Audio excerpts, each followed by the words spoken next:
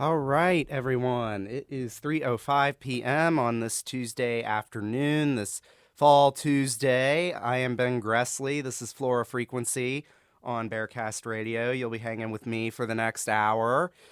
So, as always, I like to talk about plants, horticulture, nature stuff, as well as music and other stuff going on here on the air with you this afternoon. But first, obviously, let's start by going over a quick weather report. So, first off, just thinking about all the people down in Jamaica right now who are about to be affected by Hurricane Melissa, a very devastating Category 5 storm that is brewing and is going to be hitting them dead on. So hopefully they can hang in there and yeah, everyone here in the United States is going to be thinking about them for the time being. I mean, the storm was so bad that the National Weather Service had to pull their planes out of it because they couldn't even fly their reconnaissance planes into the storm to get data and whatnot. So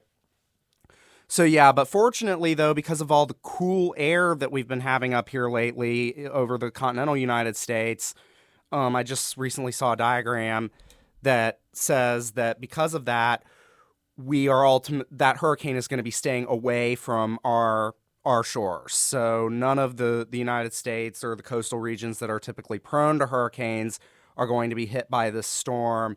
So that's the good news there, but unfortunately Jamaica, that's not the case for them.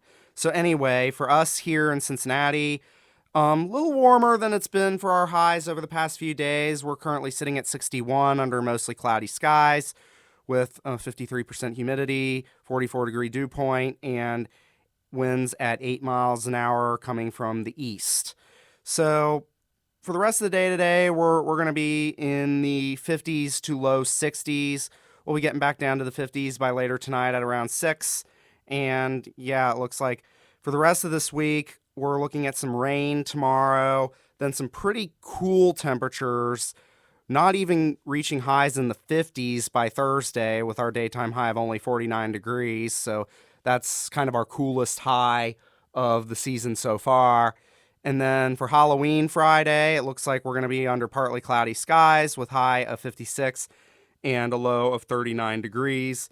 And it looks like we're going to be staying in that range for the beginning of November.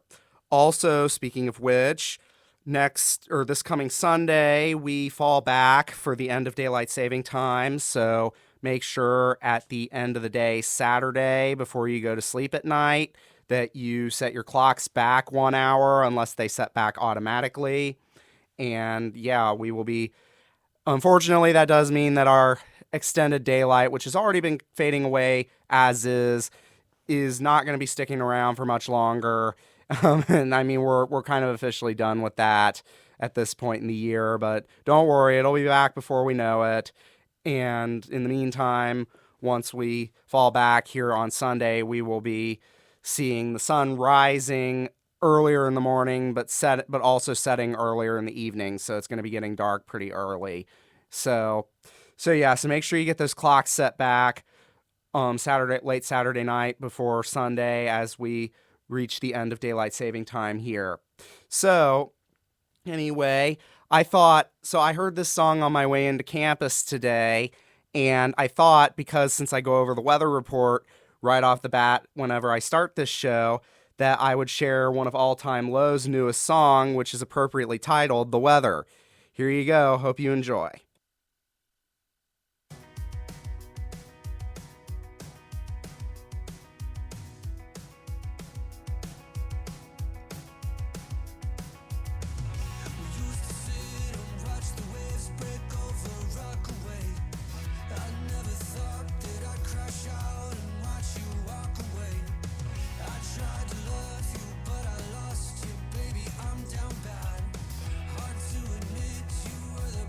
Time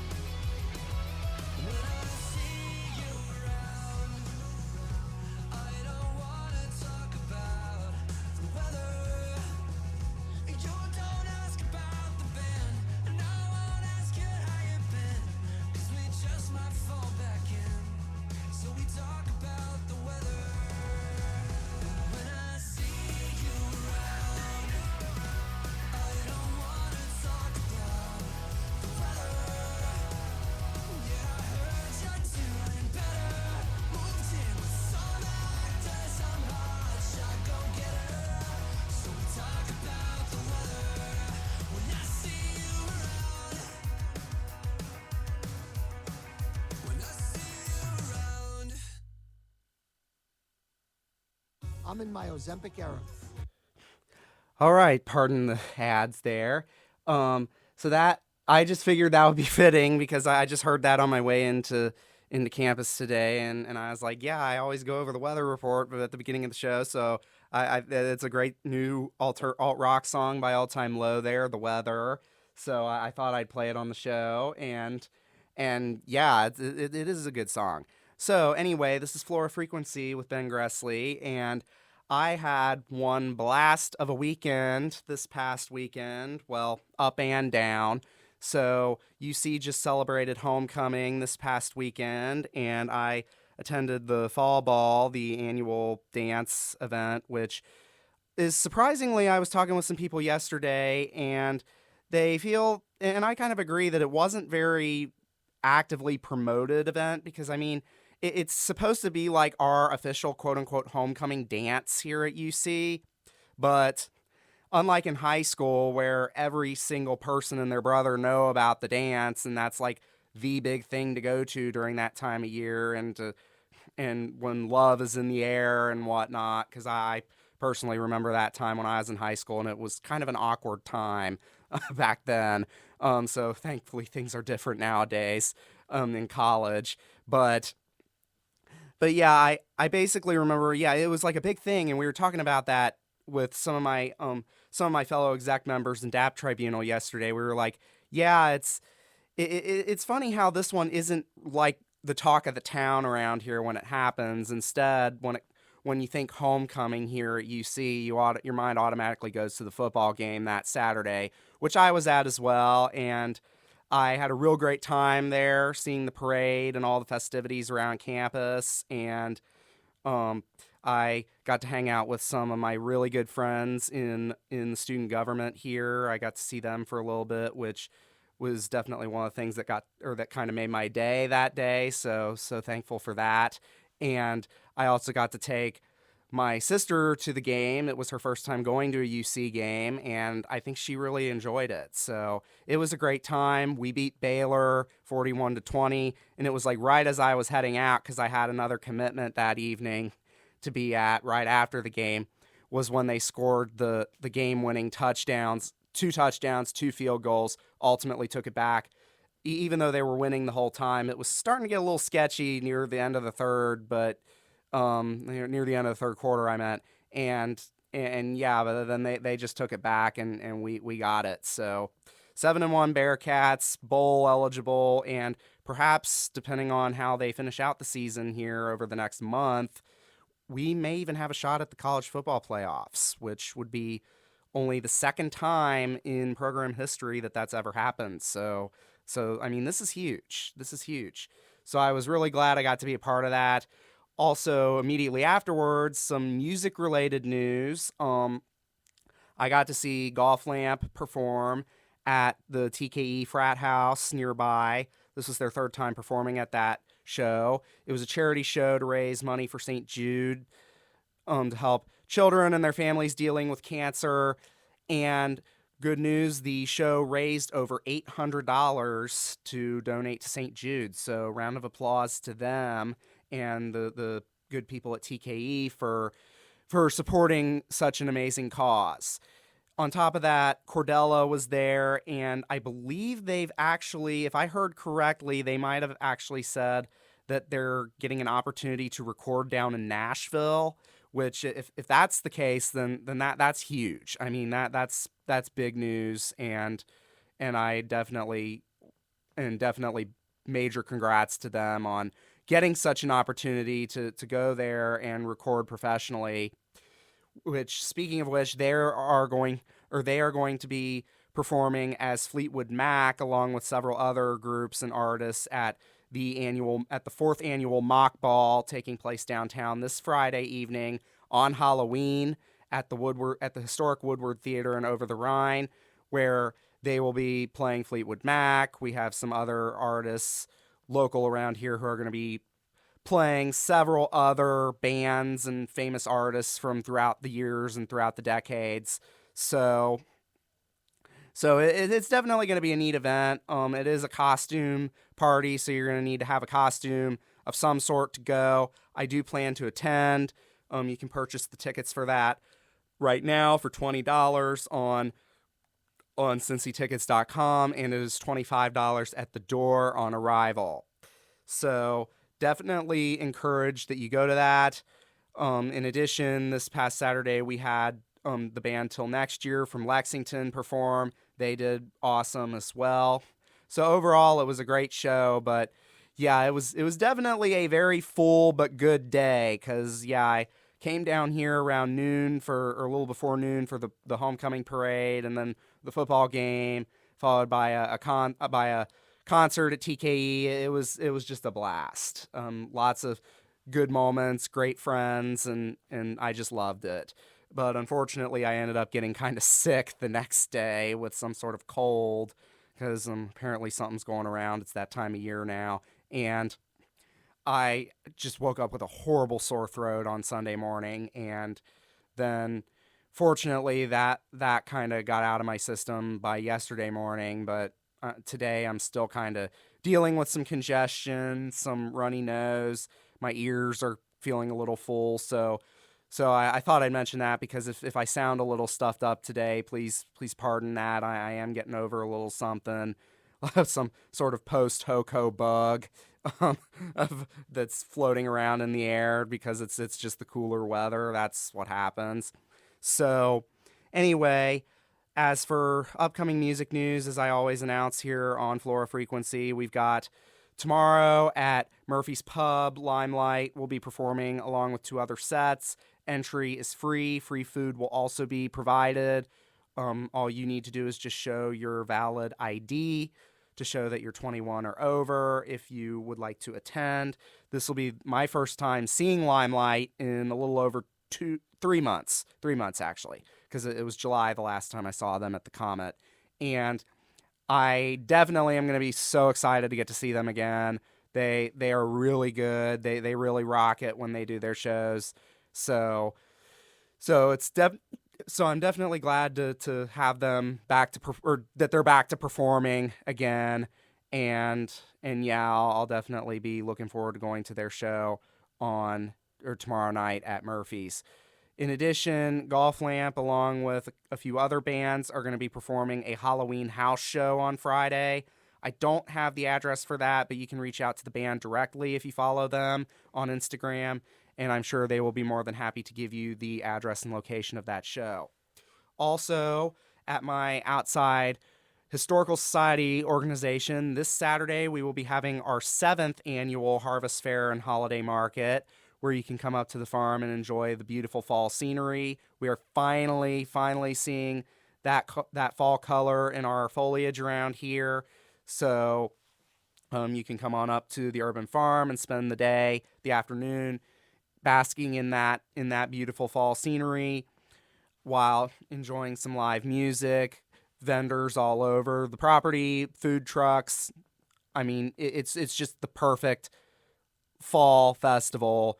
And it's like right after Halloween, so it's right that transition from when we all start thinking about Halloween to thinking about like Thanksgiving and starting to look ahead to the holiday season. So that's part of the reason why we promote this as like an early holiday shopping event, where you can go to these local vendors, support local, and buy some handmade crafts and stuff that can make good holiday gifts for your friends and family this year. So we got that coming up on Saturday. Also later that evening, Fishbowl will be having their biggest show yet, which will basically be, format-wise, it's going to be kind of a part 2 of what we're getting with the Mock Ball on Friday, where there's going to be local artists, including Limelight and Slippers, will be appearing and playing music based on famous bands and artists from throughout the years and the decades. So that is also a costumes required event, as it is meant to celebrate the Day of the Dead, which Halloween is technically the eve of. And I think it's going to be a good time. Unfortunately, I might not be able to attend that one because I'm going to be pretty busy helping to man the Harvest Fair, which, even though that event only runs from noon to 6, it's a pretty big undertaking for us. So if I can make it, I will. But if not, then then I hope it goes well, and I'll be looking forward to seeing the highlights on their Instagram later. So anyway, this is Flora Frequency with Ben Gressle, and I will have some actual plant talk here after Blues Traveler.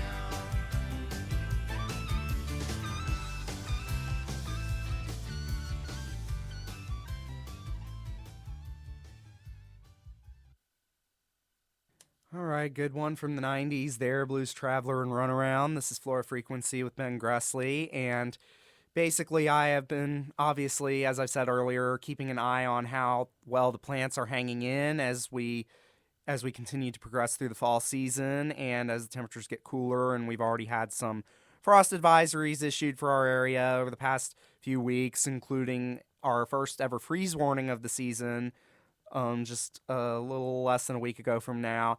And fortunately, nice surprise, most of my annual plants are actually still doing well, and the flowers and the blooms are still on most of them. And with that, I was actually kind of wondering if perhaps maybe in anyone who is also interested in this practice, this could potentially be a good time to harvest some of those blooms to use as cut flowers, because I know that's also kind of a major thing for in horticulture and working with plants and gardening is when they're grown for the blooms. A lot of times, instead of just having the blooms on the plants, which is what I do most of the time and what a lot of other gardeners do because they want to have that in their gardens, they'll also cut some of the flowers and actually harvest those blooms to give as gifts to people or take them inside and have them as nice housewarming pieces and other things like that. So I was thinking perhaps maybe that could be something that I could try, since I still have a lot of blooms left despite how late in the season it is, that maybe I could give that a try and do some cut flowers inside just for a little while. I mean, there are various techniques that you can use to like extend the life or brighten the colors of the cuts, and florists know how to do that, which I'm not really someone who's actively pursuing that type of path in my horticulture career, but obviously there are people out there like florists and whatnot who will or who do like to do that stuff. So the cut flower industry is pretty big, but for me, I was thinking about maybe taking advantage of this little time that we have left with the blooms as an opportunity to perhaps do it as like a little bit of a hobby of sorts, and just have them, and perhaps maybe I could even give some friends some of the flowers as a gift before the flowers all go away and freeze to death. Literally, they just freeze after the first hard frost, and they just die off, turn brown, die off, which that'll probably be a few weeks out, probably closer to Thanksgiving before we'll see the first true hard freeze.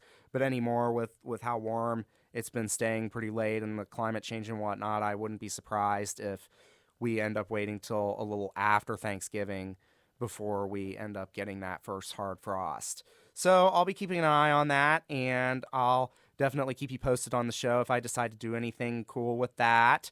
But in the meantime, I've got the cars for you here on Flora Frequency.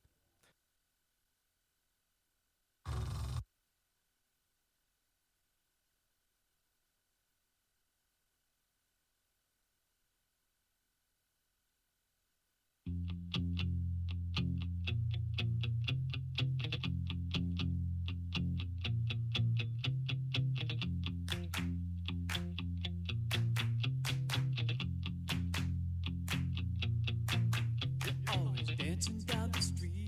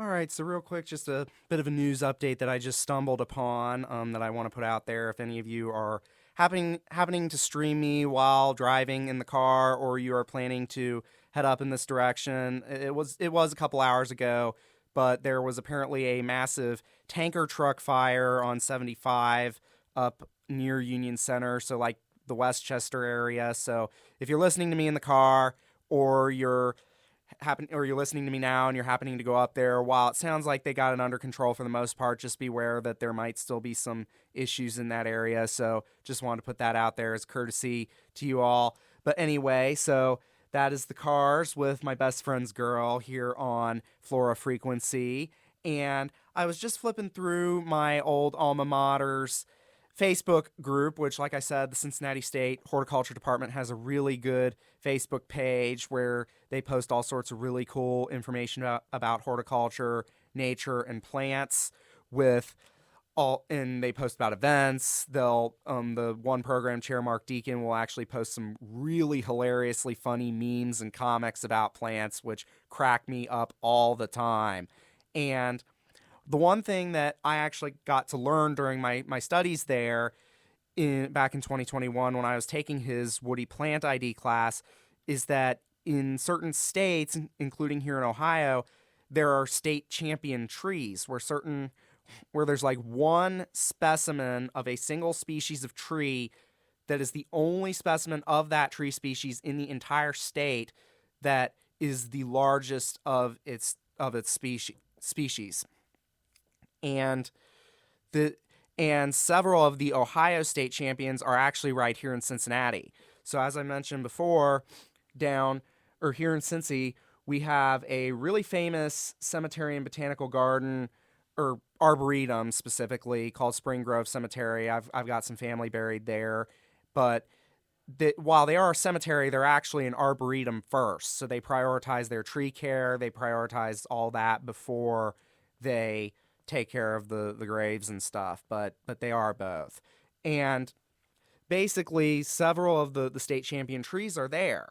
And for anyone who wants to go see some really cool trees, including some really, really old specimens, including some that predate the founding of the United States, you should definitely go check it out. And especially now with all the fall foliage and the beautiful colors that come with that down there at Spring Grove Cemetery. So it is open from dawn to dusk. It is free admission, obviously, so you don't have to pay anything to go. You can just show up, park, walk around, take pictures, enjoy nature.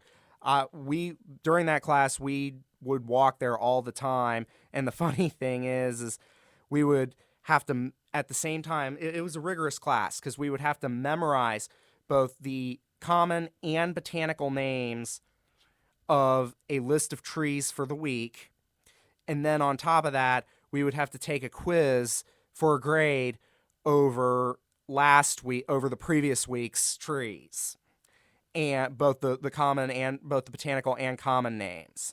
And we were being graded on spelling, correctness, everything. And what was funny was, he took it really seriously because it was like had to stand in a certain place so we didn't see the tree tag and look at it in pure memorization. And I just remember I was just kind of wandering ahead of the class a little bit because I just tend to walk a little faster than those groups, I've noticed. And I walked up to a tree, or it might have been a bush or like a small thing, and I just saw the tag out of curiosity, and I'm like, oh, that's what that's called. I didn't think much of it. It was just a little like, oh, that's neat. Oh well. But then I turn my head, and here comes Mark just storming over there, just sprinting, literally sprinting through the cemetery to put his ball cap over the tag, because what I stumbled upon was actually a quiz plant from last week. And it was so funny. I quite honestly, I forget what it was now, because this was like 4 years ago. But he was just sprinting towards it to put the ball cap to cover that tag because we had to be tested on it. So of course I knew the answer because I already saw it before he did. But But I mean, I didn't know it was a quiz plant. I forgot. So, but it was funny. But the worst though was when he no pun intended death marched us through the cemetery in the pouring rain, and we had to do the exact same thing as always, but it rained, and our test sheets for the quiz were ruined. I mean, they were completely soiled by the rain.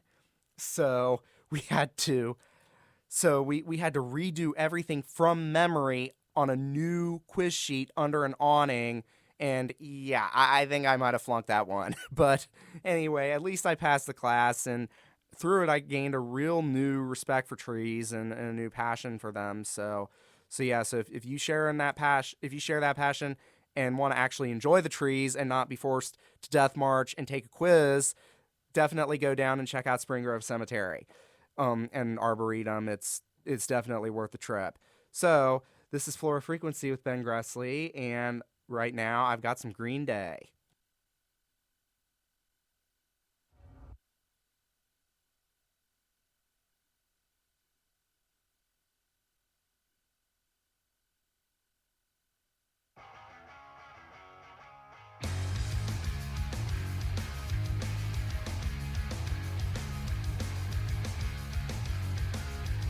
Don't wanna be an American idiot. Don't want a nation under the new media. Hey, can you hear the sound of hysteria? The subliminal mindfuck America. Welcome to a new kind of tension all across the alien nation. Everything isn't meant to be okay. Television dreams of tomorrow. We're not the ones I'm meant to follow. Though that's enough to argue.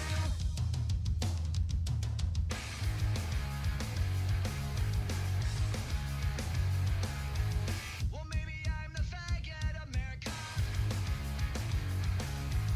I'm not a part of a redneck agenda. Now everybody do the propaganda and sing along to the age of paranoia. Welcome to a new kind of tension all across the alien nation, where everything is meant to be okay. Television dreams of tomorrow. We're not the ones I'm meant to follow. Though that's enough to argue.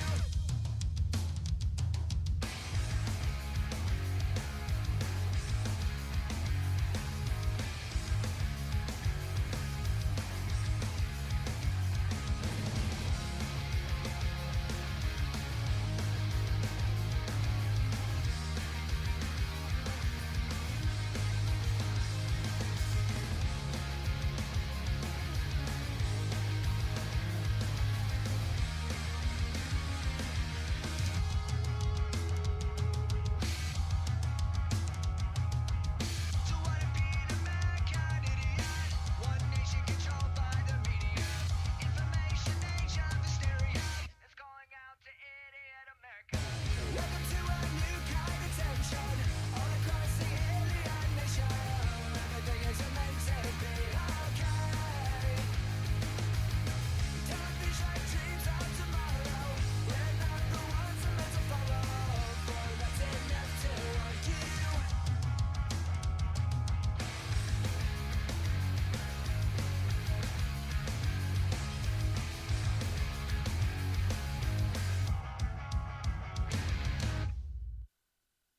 Green Day, an American Idiot here on Flora Frequency. I'm Ben Gressle, and I was just stumbling upon an old Facebook post talking about the actual healing powers and edible properties of dandelions, which many of you around here probably consider to be a noxious weed.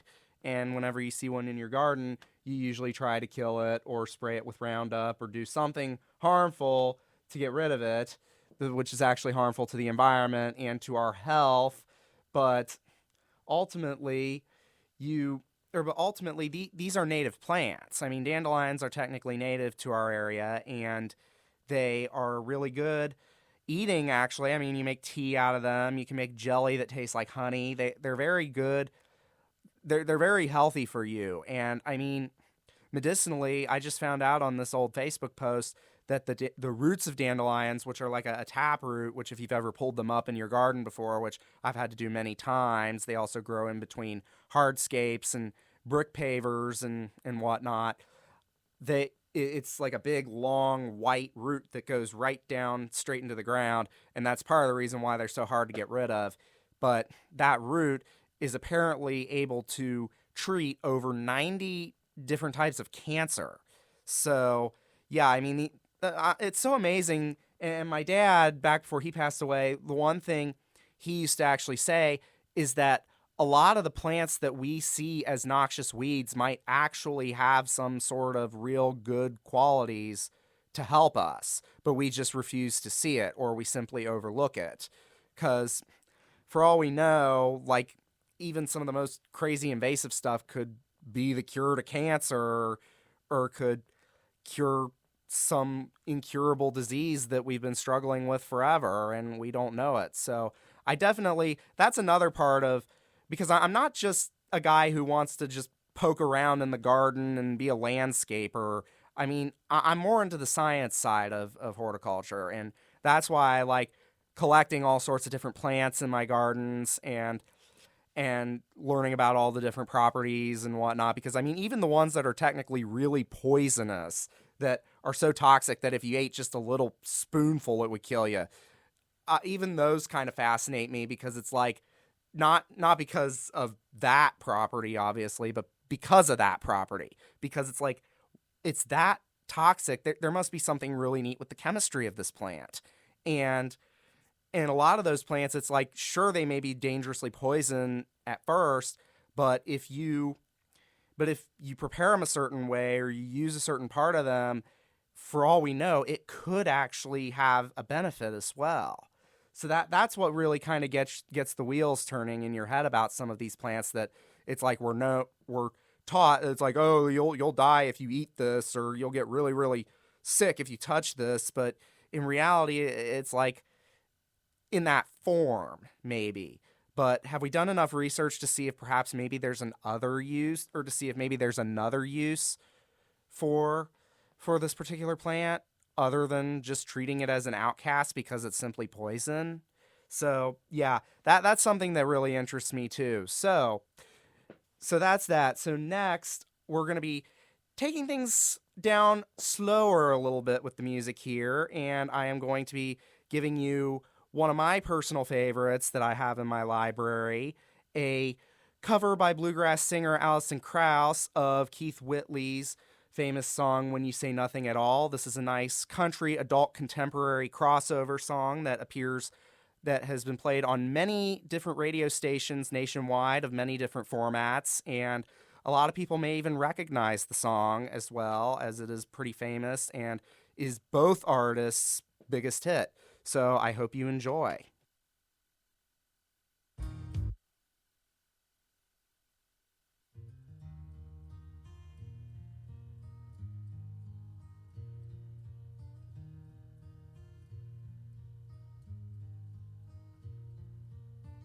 It's amazing how you can speak right to my heart.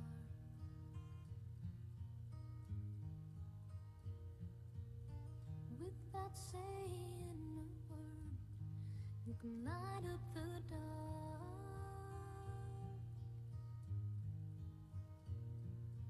Try as I may, I could never explain what I hear when you don't say a thing.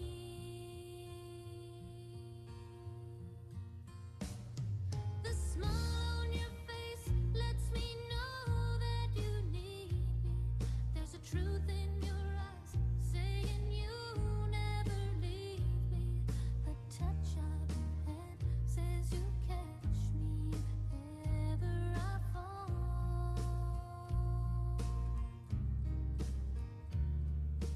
You say it best when you say nothing at all.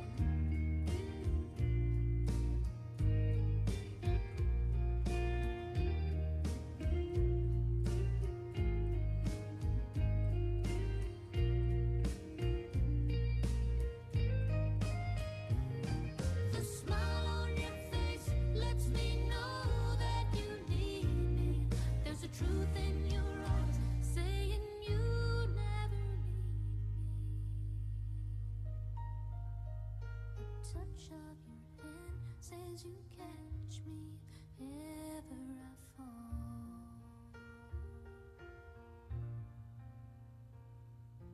You say it best when you say nothing at all.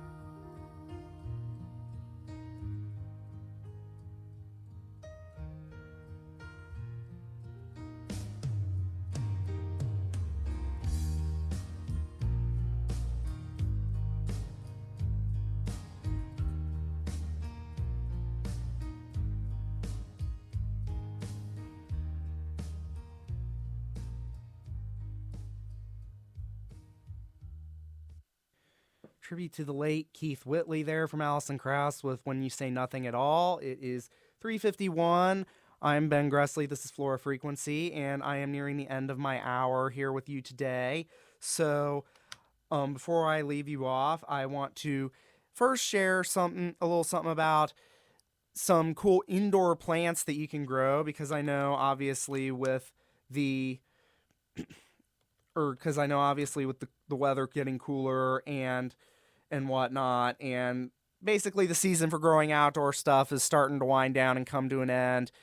It is definitely, a lot of people are going to want to continue to have a green thumb going into the winter and continue to be growing stuff indoors. And there are a lot of tropical things that you can grow, such as like bananas. They may even produce bananas, as well as little bonsai trees and just all sorts of succulents and stuff that you can keep growing indoors, especially like on windowsills or under lights and whatnot, to kind of keep things nice and green during the dreary winter period, which I know I kind of hate that period, that time of the year as well, because like I said earlier, it's like I like fall, but I don't like that it leads into winter, which is my least favorite time of the year. So basically, so anything to kind of do that is definitely worth it, in my opinion.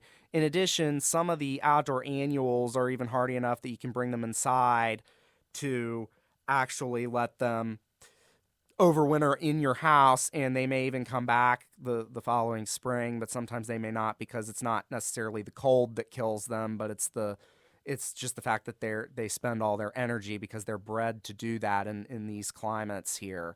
So there's plenty of opportunities there for that. And I remember years ago, this was quite some time ago, when I think it was when I was like a junior in high school, I was shopping at Burger Farm and Garden Center in Newtown, Ohio, a Cincinnati suburb here that's close to my house. And it's a really nice place. I would definitely recommend shopping there during the season, and supporting them, supporting local. They're a local business that's been around in the community for a very long time. So definitely go check them out when you are able to, and it's the right time of year.